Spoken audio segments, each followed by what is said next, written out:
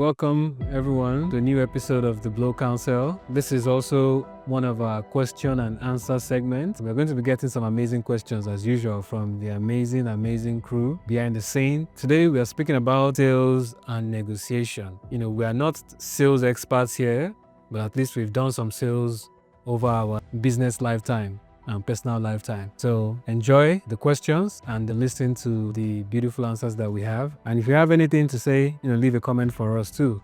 And, we'll be able to discuss and answer some of your questions too at some point.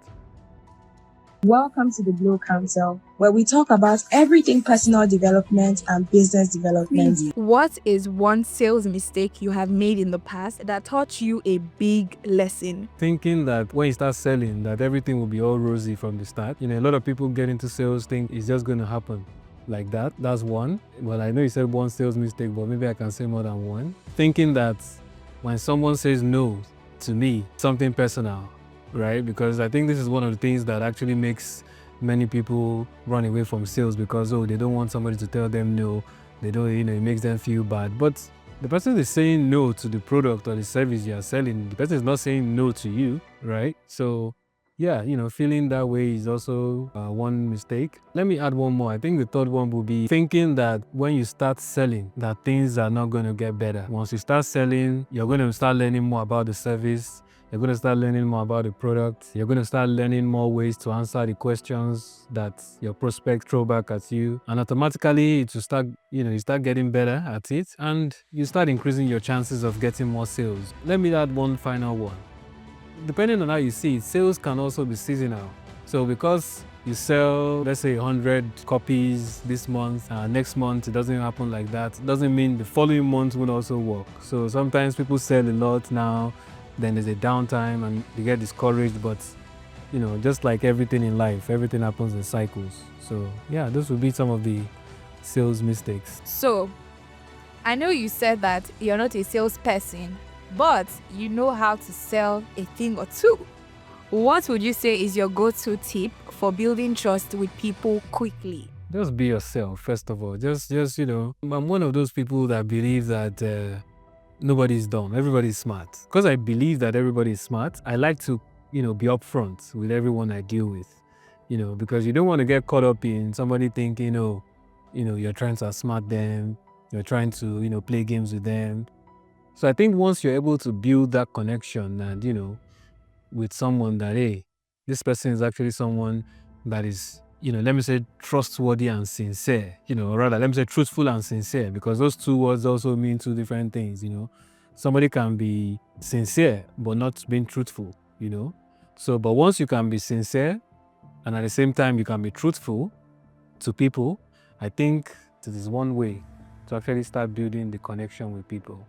Yeah. Would you say that there are deal breakers for a negotiation based on your personal beliefs or your morals or principles? You're saying, what can somebody say that can be a deal breaker for me? Yes, and you believe should be a deal breaker for anybody in business. That's interesting because, this would also depend on the context too. Because negotiation could come in different forms. Because, for instance, if you're negotiating, you want to have an edge in whatever it is that you're negotiating on. You want to have an edge. You also want to have, let me say, your boundaries. Let me put it that way. So, for instance, if it's a negotiation where you're trying to sell something, you need to know, okay, before you go into that negotiation, I'm not going below this price. And, this is the price that I want to. You need to be fixed on those things. Once the conversation gets out of your plan, it's okay to exit it. What usually happens is that, many people they don't have something concrete before they go into the negotiation. They don't have their own concrete plan. Everything is about planning. You don't have a concrete plan before going into the negotiation, and then they are lured into the other party's decision, And of course, like they say, a successful negotiation or a successful deal is when both sides are actually happy. You don't want to go into a deal where one side is happy and you are not happy. So I think once you make your plan and the other party you're negotiating with is going outside the plan, then I think it's good for you to, you can take a bow and take it on. Sometimes, the ability for you to take a leave could actually get you the deal. Sometimes. Sometimes you need to leave to get the deal. yes, it's possible. You need to know what you stand for. You have to stand for something, or you fall for everything. Next question. What little habits or techniques have helped you close deals more effectively? Well, just like I said earlier, knowing what I want out of the deal, knowing the result I want to get out of it, right? There must be that upper limit and lower limit. So yeah, for me, I think that's really the main thing. Because if you don't know what some people, yes, they know, "Ugh, okay, I want to sell this thing. This is the amount I want to sell it." But they're not telling themselves, "Oh, I don't want this amount." But so once you know what you want, once you have a plan for your deal, I think for me, that's the main thing. You need to, just like you plan everything, you must plan to go into the deal, know what you want out of the deal, know the outcome you expect from the deal, know what you can take out of the deal and what you are not going to take. I think those are the key things in having a successful negotiation and deals. Do you think that everyone can learn sales? Yes. Like everything in life, like everyone can learn sales. I agree. Yeah, and I think you had asked me this question too in the past. Like I said, we all have the abilities to learn these things. I think many times we just, many people defeat themselves before they even start. And they doubt themselves, and like they say, you can doubt the world, you can doubt your family, you can doubt your government, you can doubt your country, you can doubt everything, but the greatest doubt is when you doubt your own self. So everybody can sell, but you have to believe. So at this point, we can say that introverts out there should get out of their shell and get to selling. Yes. Maybe they're even the best in selling. People may not like the extrovert. Maybe they talk too much. They talk the customer out of the deal. Moving with the trend of things, do you think storytelling really makes a difference in sales, or is it overrated? Well, storytelling and sales, I don't think storytelling is overrated. I think it's all about still trying to get your prospects to key into whatever it is that you're trying to sell. And I think nowadays it's like it's the crust of marketing, really. When people, want to market a product or a service, if you can tell a story that connects with the audience, people tend to remember the story more than they just they may not even remember the product. They're saying, the story, and then they remember the product or the service or what you're trying to sell them. So I think this is the value of, being able to be a good storyteller in marketing and, of course, the end goal of sales. So I don't think it's not overrated. I think the great storytellers have a place, well, they've always had a place to play in sales. And it's not just about selling a product or service, selling a vision to people in an organization. You need to be a good storyteller. You need to be able to connect your audience to whatever it is that, you're trying to get a buy-in from them for. So yeah, storytelling is very, very, very, very important. Do you believe people buy products or they buy people? Well, when you say they buy people, what?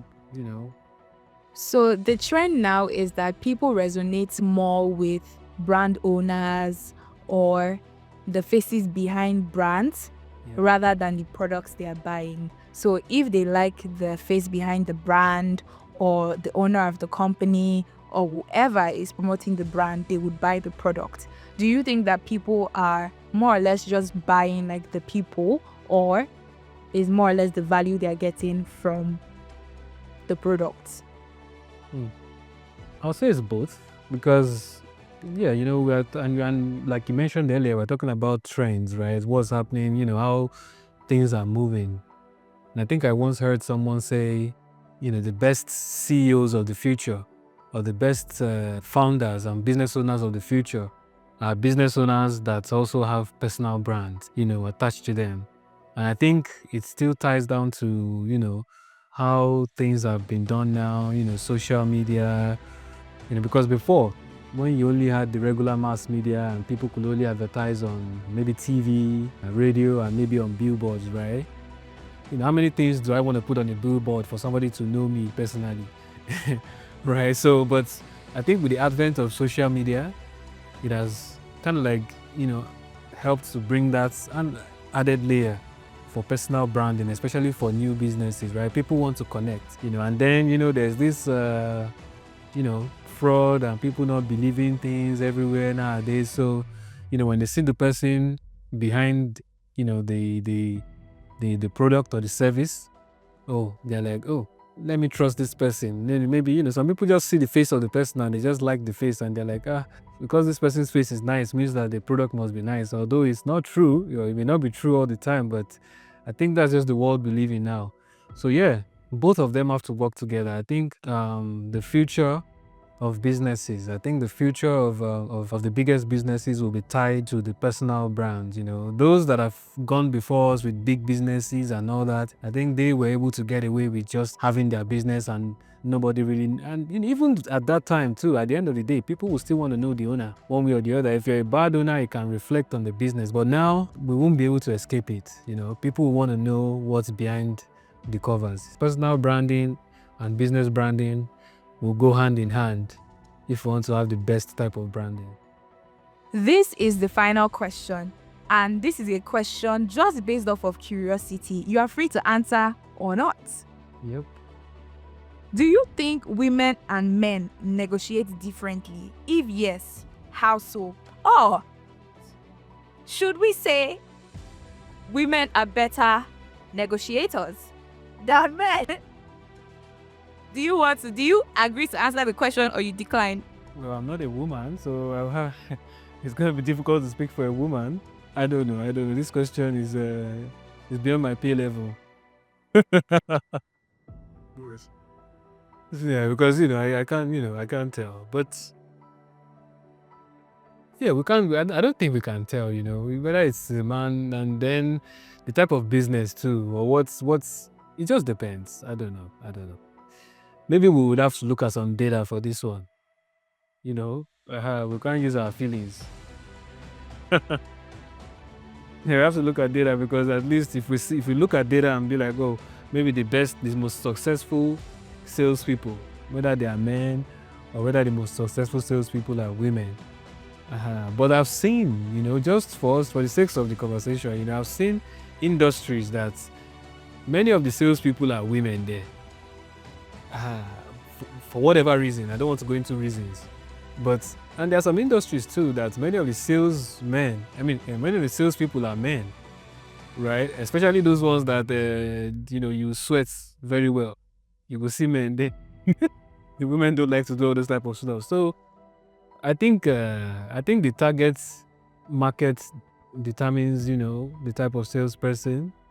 I think the type of environment, some environments women do better in sales than some other environments. And yeah, let me keep it like that. Let me not get into trouble.